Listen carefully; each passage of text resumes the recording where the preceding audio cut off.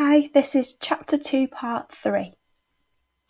Now, as it turned out, the rebellion was achieved much earlier and more easily than anyone had expected.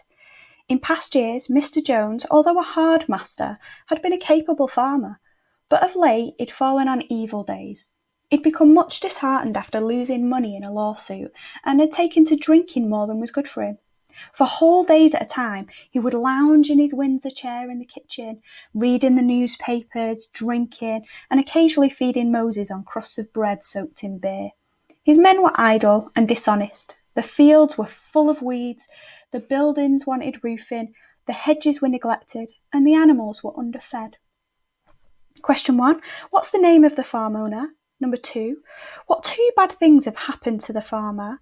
And 3. Name 3 things that happened to the farm because the farmer and his workers had stopped working. June came, and the hay was almost ready for cutting. On Midsummer's Eve, which was a Saturday, Mr. Jones went into Willingdon and got so drunk at the Red Lion that he didn't come back till midday on Sunday. The men had milked the cows in the early morning and then had gone out rabbiting without bothering to feed the animals. When Mr. Jones got back, he immediately went to sleep on the drawing-room sofa with the news of the world over his face, so that when evening came, the animals were still unfed. At last, they could stand it no longer. One of the cows broke in the door of the store shed with her horn, and all the animals began to help themselves from the bins. It was just then that Mr. Jones woke up. The next moment, he and his 4 men were in the store shed with whips in their hands, lashing out in all directions. This was more than the hungry animals could bear. With one accord, though nothing of the kind had been planned beforehand, they flung themselves upon their tormentors.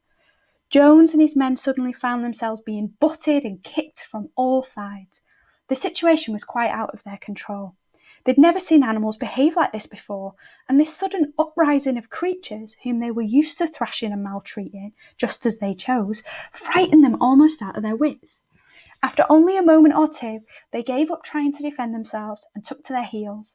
A minute later, all 5 of them were in full flight down the cart track that led to the main road, with the animals pursuing them in triumph.